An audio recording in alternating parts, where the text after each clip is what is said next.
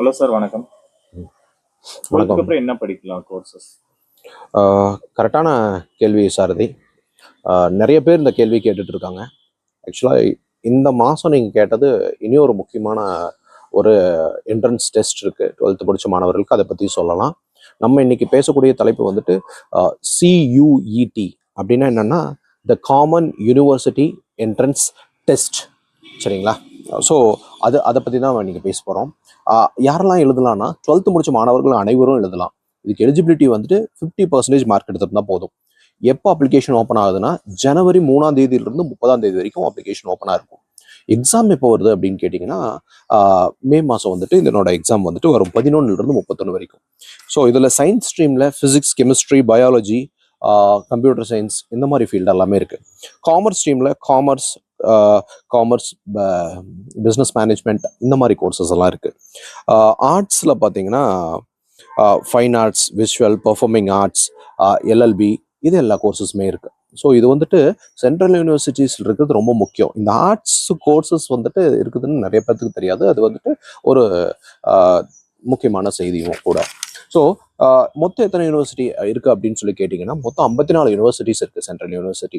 அந்த 54ல் தமிழ்நாட்டில் 2 யூனிவர்சிட்டி இருக்குது. ஒன்று வந்து சென்ட்ரல் யூனிவர்சிட்டி ஆஃப் தமிழ்நாடு திருவாரூரில் இருக்குது. இன்னொன்று வந்து இந்தியன் மேரிடைம் யூனிவர்சிட்டின்னு சொல்லிட்டு சென்னையில். இந்த 2 யூனிவர்சிட்டி இருக்குது.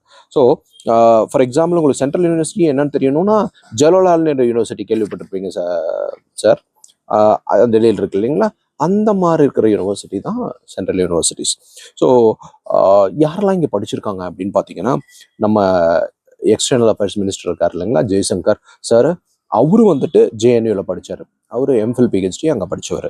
அதே மாதிரி நம்ம ஃபினான்ஸ் மினிஸ்டர் மேடம் இருக்காங்க இல்லைங்களா, நிர்மலா சீதாராமன் மேடம். அவங்க வந்துட்டு JNUவில் படித்தவங்க. அவங்க எக்கனாமிக்ஸ் படித்தவங்க. அதே மாதிரி ஹர்ஷா போக்லே கிரிக்கெட் கமெண்டேட்டர் இருக்கார் இல்லைங்களா.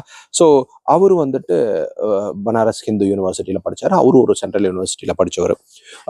இப்போ பார்த்தீங்கன்னா சென்ட்ரல் யூனிவர்சிட்டியோட அட்வான்டேஜ் என்னன்னு பார்த்தீங்கன்னா இதில் வந்துட்டு வேர்ல்டு கிளாஸ் ஃபெசிலிட்டி இருக்கும். இது UGC கீழே டைரெக்டாக இருக்கிறதுனால இண்டஸ்ட்ரி ரிலவெண்ட் கரிக்குலம் இருக்கும். ஃபெசிலிட்டிஸ் எல்லாமே கட்டிங் எட்ஜ் ஃபெசிலிட்டிஸாக இருக்கும். ஃபண்ட்ஸ் எல்லாமே நிறையா இருக்கும். உங்களுக்கு நெட்வொர்க்கிங் நல்லா இருக்கும். இண்டஸ்ட்ரி ஸ்டூடெண்ட்டோட நெட்வொர்க்கிங் அதிகமாக இருக்கும். கவர்மெண்ட் ஃபண்டு, ஸ்பான்சர், ஸ்காலர்ஷிப்ஸ் இதெல்லாமே அதிகமாக இருக்கும். நம்ம தமிழ்நாட்டு மாணவர்களுக்கு இதை பற்றி இன்னும் அதிகமாக தெரியாது. ஸோ அதனால நான் உங்களுக்கு வந்துட்டு இந்த யூனிவர்சிட்டியை இன்ட்ரோடியூஸ் பண்ணலான்ட்டு இருந்தேன். இதில் படித்தவங்க எல்லாருமே ரொம்ப பெரிய பொசிஷனில் இருக்காங்க. அதனால நம்ம மாணவர்களும் இதை படித்து நல்ல லெவலில் வரணும்னு நான் திங்க் பண்ணிக்கிறேன். சொல்லுங்க.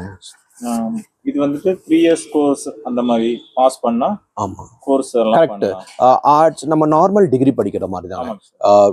3 year கோர்ஸ் வந்துட்டு BSc டிகிரியும், PG வந்துட்டு 2 year கோர்ஸ் இந்த மாதிரி வந்துட்டு இருக்குது.